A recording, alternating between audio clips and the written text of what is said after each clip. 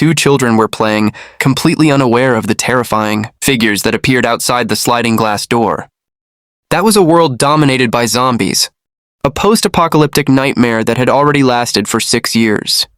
Impressively, that brother and sister managed to survive all that time in an isolated village, something that almost no one would be capable of doing. The dangers they faced were far greater than anyone could imagine. One day, a couple arrived by car at the house. Jim received them holding a toy gun.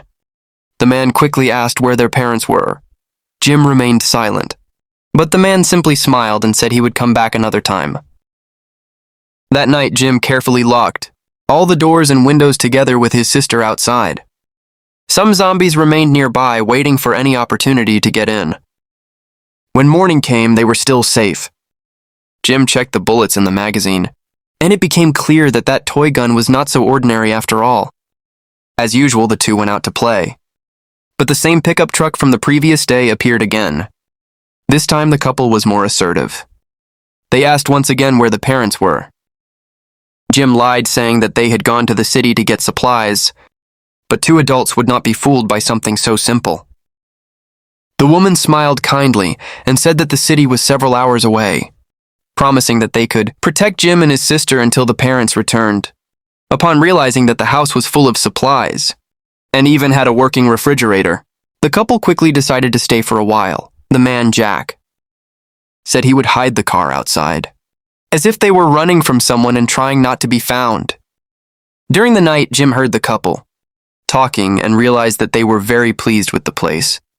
For safety, he and his sister entered the secret room, the hiding place that had guaranteed their survival up to that point. The next morning, Jack was already preparing breakfast, acting as if he owned the house. Jim remained calm, but then said something strange, that it would all end sooner than they imagined when night fell. Jim suddenly asked if it was already time. His dog sniffed him and then gave a slight, almost imperceptible nod. Without hesitation, Jim picked up his sister and locked her safely again in the secret room. Downstairs, the couple was still distracted in their own world, not realizing that danger was about to arise. The woman stood up, saying she needed to go to the bathroom. But when she looked outside, she saw several zombies crouched near the window. Quickly, she turned off the lights, thinking that way they would not see her, but suddenly the door behind her opened. Jack realized something was wrong, pulled his weapon and ran there, only to find his girlfriend lying on the floor covered in blood. That was the last time anyone saw the couple, meanwhile. Jim and his sister continued playing as if nothing had happened, making it clear that it was not the first time they had dealt with human intruders. At that moment, a long-haired man was crossing the forest and noticed several traps in the snow, following their tracks until he reached the village. Suddenly, a little girl appeared in front of him, and before he could react, he felt a strong sting in his neck. He had been hit by a tranquilizer dart. Of course, it had been Jim who fired, showing how impressive his survival skills were. When the man finally woke up from the sedative effect, Jim was already waiting for him with a gun in hand. After some questions, the man revealed his name was Dan, a special forces soldier who was just passing through, on a mission to find his wife in the north. Jim thought for a moment there was something different about that man, because unlike the others, Dan did not want food or medicine, only his weapon back. Taking advantage of the situation, Jim made a deal. He wanted Dan to help provide energy for the house. Curious, Dan asked where their parents had gone. This time, Jim did not lie. He explained that his father was a scientist who had been missing for a long time, and that his mother was a security agent who had recently gone on a mission and should return soon.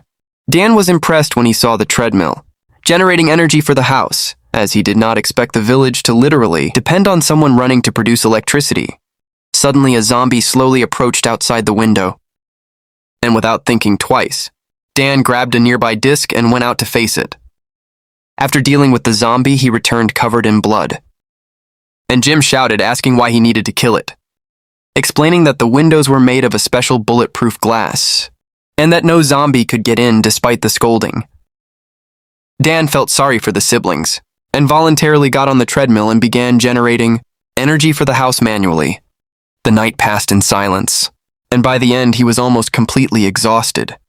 At one point, Jim's younger sister approached, walked around him a few times, said he smelled bad, and ran away. Dan went to the bathroom to wash himself, and the girl, being attentive, even brought him a hairpin by that time.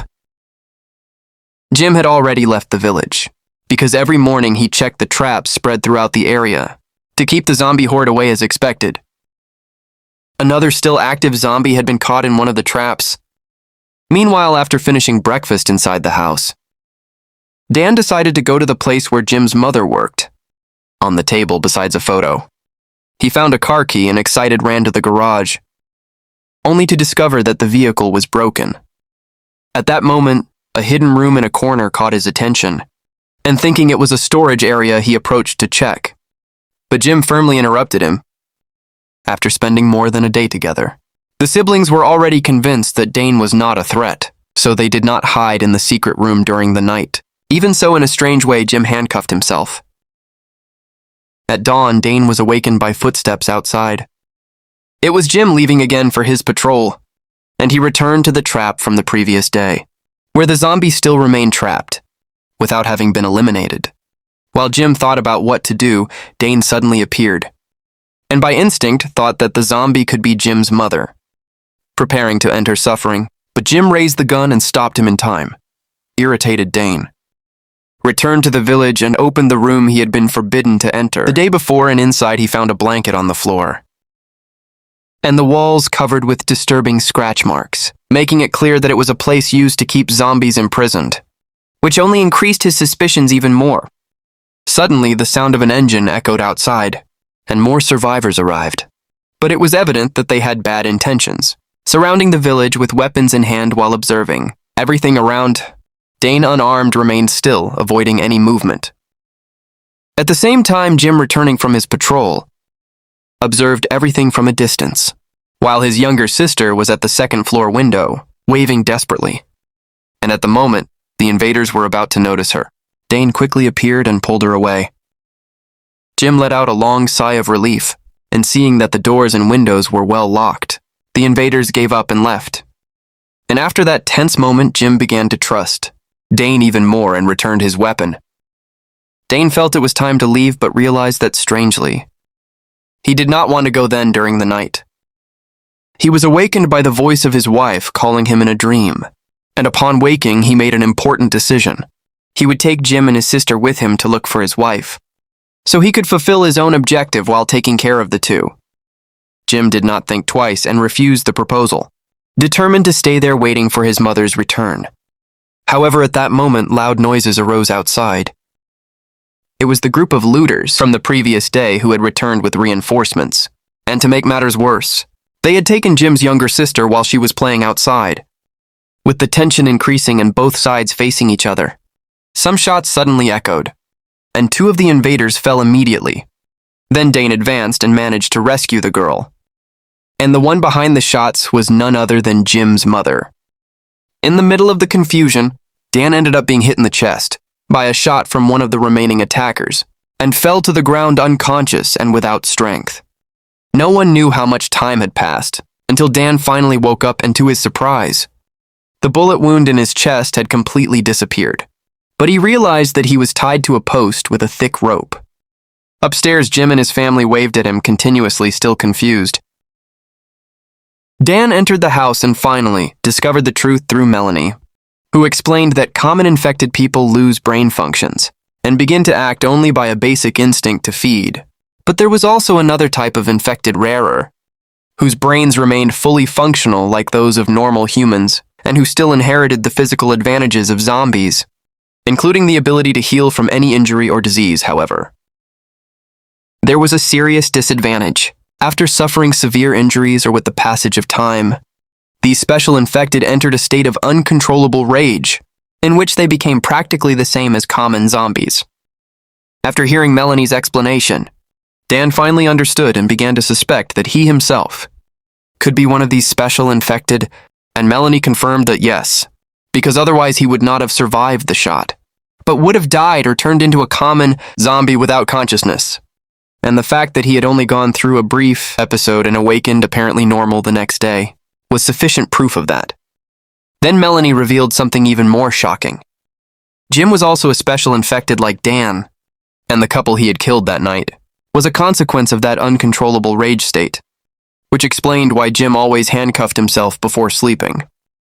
Curious Dan wanted to know if there was any way to predict when that state would happen, and Melanie explained that Jim's pet dog had been specially trained to detect subtle changes in smell shortly before he entered that state. And it was then that Dan remembered the room full of scratch marks, the same place where Jim stayed during those episodes, when suddenly the sound of an engine approached again. Melanie, holding her daughter in her arms, stood before a group of militiamen and seemed to know the white-bearded leader well, since his daughter had run away with a suspicious man, and the father, worried, had been searching for her along with his men. Melanie assured that if she found any sign of them, she would inform immediately, and even reluctantly the old man ended up leaving with his group. That night, Dan casually asked about the history of the village, and Melanie explained that the National Security Agency had long predicted the outbreak of the zombie virus. Therefore, in remote places like that, they had secretly built thousands of similar shelters, fully reinforced with resistant materials, and equipped with independent energy systems, designed to be completely self-sufficient. Upon hearing that, Dan felt some regret, thinking that Melanie could have warned other people earlier, which might have saved many lives. But she just shook her head, having nothing to do, revealing that Jim and his sister suffered from congenital heart problems, and that their father was a biologist, one of the first to discover the zombie virus. And upon learning that Jim would not live beyond 3 years of age, decided to take a desperate risk and injected the virus into him, which ended up transforming him into a special infected tragically. During one of Jim's rage episodes, his father was bitten and did not survive becoming a common zombie, and Melanie had no choice but to eliminate him with her own hands. After hearing that painful story, Dan could not help but admire Melanie's strength and determination, who always did everything she could to protect her small family. And over time, she and Jim began to trust him more and more. One day, without any warning, the dog barked twice, and Jim immediately realized that his episode was about to begin. Then, after locking the door, agonizing screams began to echo from inside the room, and Melanie's heart seemed to break, but all she could do was wait silently outside, hoping it would pass quickly while Dan took watch. Perhaps it was an advantage to have someone like him there, but no one expected that the younger sister, who was playing outside, would suddenly faint, and Melanie quickly realized it was a heart attack. And with the few medical resources they had, there was nothing they could do. Dane suggested that she followed the same path as Jim and infect her with the virus, but Melanie firmly refused because Jim's case was a rare miracle, and he had suffered greatly to survive, so they decided to allow the girl to pass in peace. After Jim came out of the episode, the family gathered to say goodbye to her, and at that moment Dane realized it was time to leave.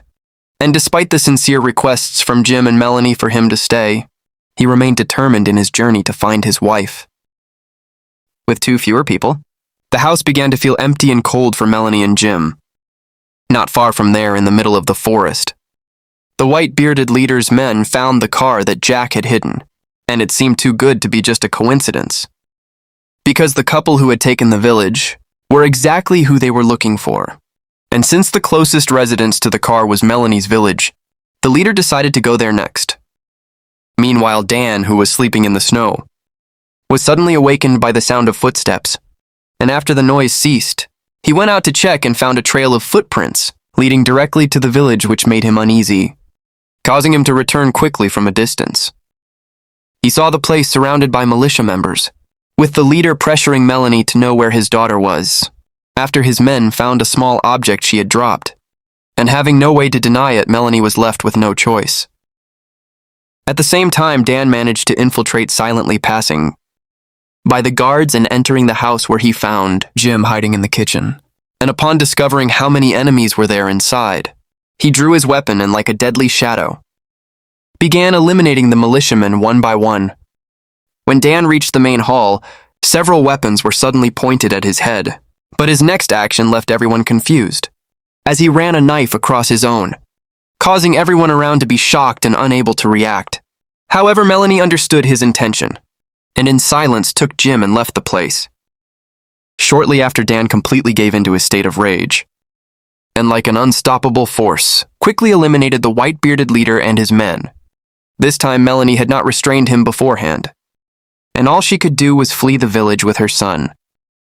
Dan's furious roar ended up attracting hordes of zombies to the place, and the next morning upon waking, he found the village completely destroyed by the zombies. On the table there was a letter left by Melanie, informing that she and Jim had already headed north, and that if fate allowed, perhaps they would meet again one day. With a slight smile, Dan picked up the doll that Jim liked the most, placed it on his shoulder, and continued his journey toward the north.